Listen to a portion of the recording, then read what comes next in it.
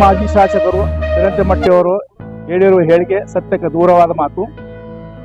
ಚಿರಂತಿಮಠ ವೀರಣ್ಣ ಚಿರಂತಿಮಠ ಅವರು ಬಾಗಲಕೋಟೆಯ ಹೊಳೆಯ ದಂಡೆಗೆ 4-5 ಪ್ಲಾಟ್ಗಳನ್ನು ತಗೊಂಡು ಒಂದು ಪ್ಲಾಟ್ ಅನ್ನು ಮಾರಿ 3 ಪ್ಲಾಟ್ಗಳನ್ನು ಮಾರಿ ಒಂದು ಪ್ಲಾಟ್ ಅನ್ನು ಇಟ್ಟುಕೊಂಡು ಎಲ್ಲಿಂದ ಫಂಡ್ ತಗೊಂಡ್ಬಂದು ಆ ಫಂಡದಿಂದ ಮಸೂದಿಗಳು ನಿರ್ಮಾಣ ಮಾಡುತ್ತಿದ್ದಾರೆ ಎಂದು ಸುಳ್ಳು ಮಾತು, ಸತ್ಯಕ್ಕೆ ದೂರ ಮಾತು. ಉದ್ದೇಶಪೂರ್ವಕವಾಗಿ ಮುಸ್ಲಿಮರ ವಿರುದ್ಧ ಇಸ್ಲಾಂ ಧರ್ಮದ ವಿರುದ್ಧ ಅವರು ಹೇಳುತ್ತಿರುವ ಮಾತು. ಯಾಕಂತಂದ್ರೆ ಅಧಿಕೃತವಾಗಿ ಮುಳುಗಡೆ ಆದಂತ ಪ್ಲಾಟ್ಗಳಲ್ಲಿ ನಾವು ಮಸೂತಿಯನ್ನು ಕಟ್ಟುತ್ತಿದ್ದೇವೆ. ಅದು ಇಲ್ಲಿಗೆಲ್ಲ ಮಸೂತಿ ಅಲ್ಲ.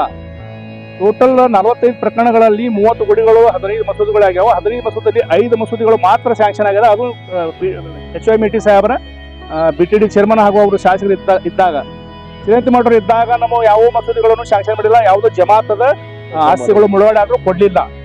ನಮ್ಮದೇ ಆದ ಒಂದು ಮಿಸ್ಕಿನ್ ಎಜುಕೇಶನ್ ವೆಲ್ಫೇರ್ ಸೊಸೈಟಿ ಹಾಗೂ ಉಪ್ಪರ ಮೌಲ ಜಮಾತದ 10 ಪ್ರಾಪರ್ಟಿ ಮುಳುಗಡೆ ಆದ್ರು. 5 ವರ್ಷ ಸತತವಾಗಿ BTD ಶಾಸಕರಿದ್ದಾಗ ಚಿರಂತಿಮಠರ ಕಡೆ ಹೋದ್ರು. ನಮ್ಮ ಜಾಗ ಸ್ಯಾಂಕ್ಷನ್ ಮಾಡಿ ಕೊಡ್ಲಿಲ್ಲ ಅವರು. ಇವತ್ತಿನವರೆಗೆ 20 ವರ್ಷ ಆಯ್ತು ನಮ್ಮ ಮುಳುಗಡೆ ಆಗಿ. ನಮ್ಮ ಸಮಾಜದ ಜಾಗ 10 ಪ್ಲಾಟ್ಗಳು ನಮ್ಮ ಮುಳುಗಡೆ ಆದ್ರು. 10 ಆಸ್ತಿಗೆ ಅವರು ಜಾಗ ಕೊಡ್ಲಿಲ್ಲ. ಆದರೂ ಉದ್ದೇಶಪೂರ್ವಕವಾಗಿ ಮುಸ್ಲಿಮರ ವಿರುದ್ಧ ಹಾಗೂ ಇಸ್ಲಾಂ ಧರ್ಮದ ವಿರುದ್ಧ ಒಂದು ಷಡ್ಯಂತ್ರ ಮಾಡಿ ಸುಳ್ಳು ಮತ್ತು ತಪ್ಪು ಆರೋಪ ಮಾಡುತ್ತಾರೆ. ಇದಕ್ಕೆ ನಾವು ಚಿರಂತಿಮಠರು ಹೇಳುದು ಎಲ್ಲ ಹೇಳಿಕೆಗೆ ನಾವು ತಳ್ಳಿ ಹಾಕುತ್ತೇವೆ.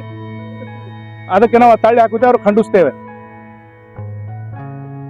ಬಂದ್ರೆ ಹಿತಾಸಕ್ತಿಗಳು ಬಾಗಲಕೋಟೆ ಏನು ಸೌಹಾರ್ದಯುತವಾಗೈತಿ ಆ ಶಾಂತಿ ವಾತಾವರಣವನ್ನು ಕದಡಲಿಕ್ಕೆ, ಭಂಗ ತರಲಿಕ್ಕೆ ಒಂದು ಕೋಮಿಗೆ, ನಿರ್ದಿಷ್ಟ ಕೋಮಿಗೆ ಟಾರ್ಗೆಟ್ ಮಾಡಿ ಪ್ರಾರ್ಥನೆಗಾಗಿ ತೊಂದರೆ ಕೊಡಾಕತ್ತಾರ.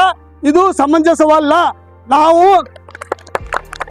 ಸರ್ವ ಧರ್ಮದವರಿಗೆ ಅವ್ರವ್ರ ಪ್ರಾರ್ಥನೆ, ಅವ್ರವ್ರ ಆಚಾರ, ಅವ್ರವ್ರ ವಿಚಾರ ಮಾಡ್ಕೊಳ್ಳಿಕ್ಕೆ ನಾವು ಯಾವುದೇ ರೀತಿ ಯಾರೂ ತೊಂದರೆ ಕೊಟ್ಟಿಲ್ಲ. ನಮ್ಮ ಸಮುದಾಯದವರು ನಮಗೆ ಪ್ರತಿ ಸಲ ತೊಂದರೆ ಕೊಡೋದು ಒಂದಿಷ್ಟು ಜನ ಅವರು ಪಟ್ಟು ಬಂದ್ರೆ ಹಿತಾಸಕ್ತಿಗಳು ಅದಾರ.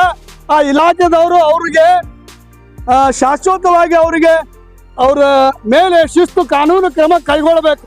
ಇಲ್ಲದಿದ್ದರೆ ಮುಂದಿನ ದಿನಮಾನದಲ್ಲಿ ಬಾಗಲಕೋಟೆ ಶಹರ ಶಾಂತಿಯುತವಾಗಿ ಇರಲಿಕ್ಕೆ ಸಾಧ್ಯ ಇಲ್ಲ. ಯಾಕಂದ್ರೆ ಇಲ್ಲಿ ಒಂದು ಕೋಮಿನವರಿಗೆ ತೊಂದರೆ ಕೊಡೋದು, ಅವರು ಲಕ್ಷಾನುಗಟ್ಟಲೆ ದುಡ್ಡು ಕಟ್ಟಿದೀವಿ ನಾವು ಧಾರ್ಮಿಕ ಕಟ್ಟಡಕ್ಕಾಗಿ, ಮತ್ತು ನಿವೇಶನ ಪಡೆದಿವಿ, ಕಾಯ್ದೆ ಸೇರಿ ಹಕ್ಕುಪತ್ರ ಪಡೆದಿವಿ, ಒಂದು ನೋಂದಣಿ ಪಡೆದಿವಿ.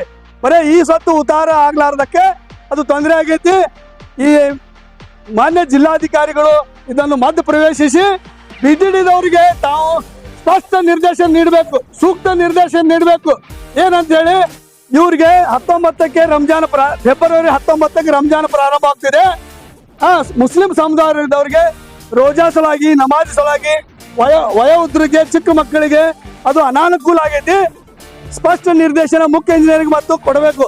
ಇವ್ರಿಗೆ 3-4 ತಿಂಗಳ ಈ ಉತ್ತಾರೆ ಬರುವವರೆಗೆ ತಾತ್ಕಾಲಿಕವಾಗಿ ಮಸೂದಿ ನಿರ್ಮಾಣ ಮಾಡಿ, ತಾತ್ಕಾಲಿಕ ಶೆಡ್ ಹಾಕೊಂಡು ತಾತ್ಕಾಲಿಕವಾಗಿ ನಿರ್ಮಾಣ ಮಾಡಿ ಮಾನ್ಯ ಜಿಲ್ಲಾಧಿಕಾರಿಗಳು ಮುಖ್ಯ ಇಂಜಿನಿಯರ್ಗೆ ನಿರ್ದೇಶನ ಸ್ಪಷ್ಟವಾಗಿ ಕೊಡಬೇಕಂತ ಹೇಳಿ ತಮ್ಮೆಲ್ಲರ ಮುಖಾಂತರ ಕೇಳ್ಕೊಂಡು 2 ಮಾತು ಮುಗಿಸ್ತೀನಿ. ಅಸ್ಸಲಾಂ ಅಲೈಕುಂ ರಹಮತುಲ್ಲಾಹಿ ಬರ್ಕಾತು. ಸಮಸ್ತ ಮುಸ್ಲಿಂ ಬಾಂಧವರೇ, ಇಂದು ನಾವು ಬಾಗಲಕೋಟೆಯ ಜಿಲ್ಲಾಧಿಕಾರಿಗಳ ಕಚೇರಿಯ ಮುಂದೆ ನಮ್ಮ ಮೇಲೆ ಅನ್ಯಾಯ ಆಗ್ತಾ ಇದೆ, ನಮ್ಮ ಹಕ್ಕನ್ನ ಕಸಿದುಕೊಳ್ಳುವಂತ ಪ್ರಯತ್ನ ಮಾಡ್ತಾ ಇದೆ. ಕಾನೂನುಬದ್ಧವಾಗಿ, ಸಂವಿಧಾನಾತ್ಮಕವಾಗಿ